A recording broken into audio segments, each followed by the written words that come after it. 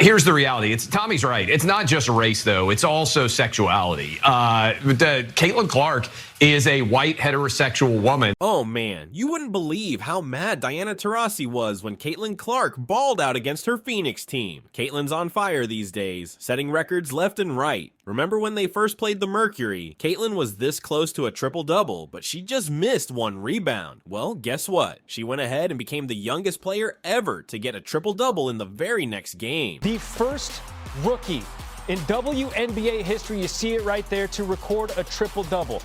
Seems like not beating Taurasi the first time really fired her up though, because the second time they played, Caitlin went off. Her and Aliyah Boston were unstoppable. Hell yeah, triple-double damn near.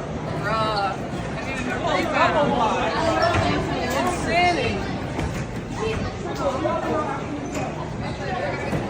Putting up double-doubles with over 20 points each. They were seriously cooking the Mercury. The league started in 1997. There have been over 1,000 players who have played in the league, and she is the first to ever record a triple-dub. That wasn't all for Caitlin. She dished out 7 assists in the first quarter alone, which shattered a Fever record. Now she holds the record for most assists in both a single quarter and a single game for the Fever. From the tip-off, it was clear Caitlin was running the Fever's offense. She stuffed the stat sheet like crazy, joining an elite rookie club with only 2 other members, herself and Angel McCoughtry. They were the only rookies ever to score at least 20 points and get 10 assists in a game, and now Caitlin's the only one to do it twice. The first Fever player to ever get a triple-double in franchise history. Congratulations on that. Things got a bit bumpy near the end though. Caitlin was on fire most of the game, but the Fever almost blew a huge lead. They were up by 31 points, and then with just a few minutes left, it was a nail-biter at only 4 points ahead. Yikes, that's a rough way to almost lose, especially since the Fever started the season so slow and have been climbing their way back up ever since. Van Lith has it stolen by Clark. Clark trying to outrace Cochran, able to pizza pie it home.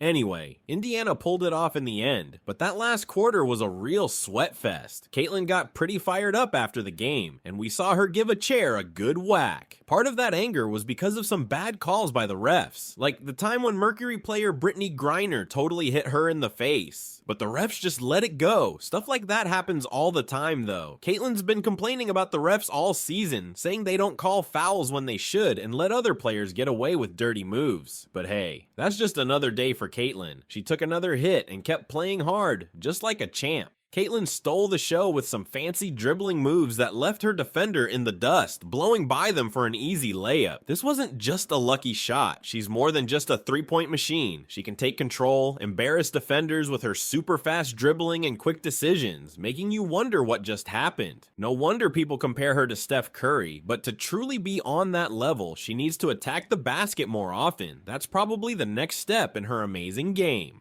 Comes Clark. How will she go for history?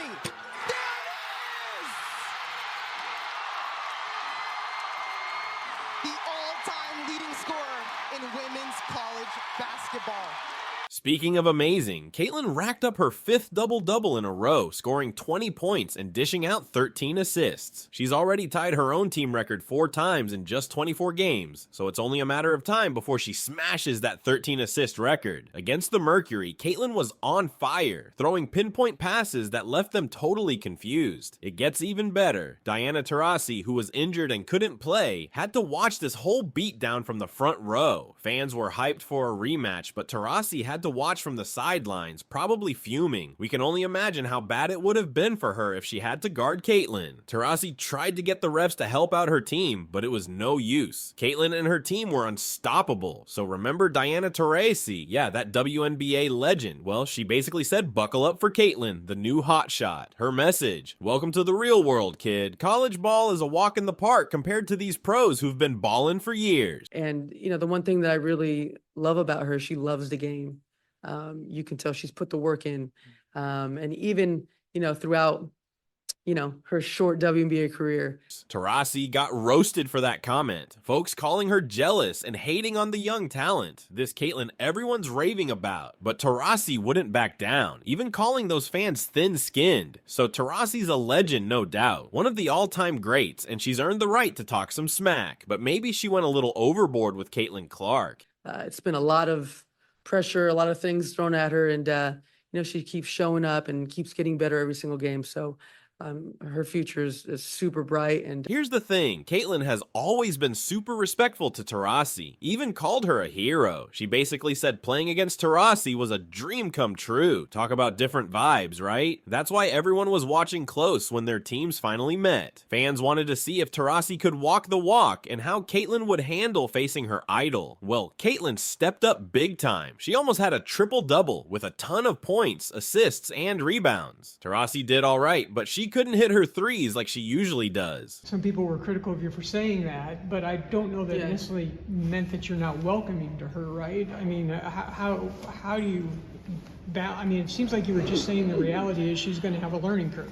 Yeah, it's the new fans are really sensitive these days. Seems like the pressure got to her a bit. Now, let's jump to the press conference after the game. The Fever's social media crew decided to playfully jab Taurasi. They posted a victory message with a reality check jab, referencing what Taurasi had said about all the hype surrounding Clark before her first WNBA season. Needless to say, there was a lot of tension going into their rematch. This time, Taurasi was feeling the pressure. She'd been talking tough, but then lost to Caitlin. I don't think I said anything that wasn't factually correct, and like anything, greatness is going to translate, and she's proven that in every level, and I don't see it being any different in the WNBA. Maybe that's why she was so steamed on the sidelines. All she could do was watch as Caitlin crushed it right in front of her. There's no denying it anymore. Caitlin Clark is a force to be reckoned with. You look superhuman playing against 18-year-olds, but you're going to come with some grown women that have been playing professional basketball for a long time. Not saying that it's not going to translate, because when you're great at what you do, you're just going to get better. But there is going to be a transition period. She's a danger on all sides of the court. That's why she wins so much. She's so good. Deceptively quick. She has every move in the bag where she can continually read the defense on the move. And then the three in rhythm, feet set. She'll Gabby Marshall. Here comes Clark. How will she go for history? Even when her shots aren't splashing through the net, she sets up her teammates or snags rebounds to control the game's pace. Breaking the record for fastest triple-double is just the tip of the iceberg. You women out there, y'all petty, man. Hey, LeBron, you're 100% right on these girls hating on Caitlin Clark. Y'all petty, girls. I expect men to be petty because we're the most insecure group in the world. Oh, you are. Y'all should be thanking that girl for getting y'all ass. She also became the fastest rookie to hit 100 points and 50 assists, all in a crazy short 8 games. These are just a few of her achievements in a blink of an eye. Yeah, I mean, I don't think that's anything I set out to accomplish. Like, I think it just comes with the way I play basketball and the way this team plays basketball. And, honestly, I didn't even know that. So great, I guess. I don't know. Yeah, I think that's just kind of my game. Like, I take a lot of pride in being able to do a lot of different things for my team. And Caitlin's already etched her name in WNBA history. Some folks might try to downplay her greatness, but everyone knows Caitlin is on track to be a legend. I feel like as long as we move the ball and get the best shot for the team, that's good with me. I think at times I can be a little bit more aggressive and maybe not overpass as much, but at the same time, I feel like we're getting good shots. And, I love setting my teammates up for success. I love passing the ball. Like, throwing a great pass is, almost more exhilarating than, making a great shot. So Rookie of the Year? That's a slam dunk for Clark. Just like Diana Taurasi, her critics can just sit on the sidelines and watch as she keeps shutting down the doubters and taking over the WNBA. moment between you and Caitlin. I think at the end of the day, I'm a competitor. Now that it's another day, I've had an off day. Now I can answer your questions and I can let you know how I really feel about things. But I'm a competitor and I'm going to compete no matter who you are and no matter who's in front of me. So that's just what it was. Heat of the moment play. We're getting at it. We're going back and forth. It's basketball. It's all hoops. After we finish the game, it's all love.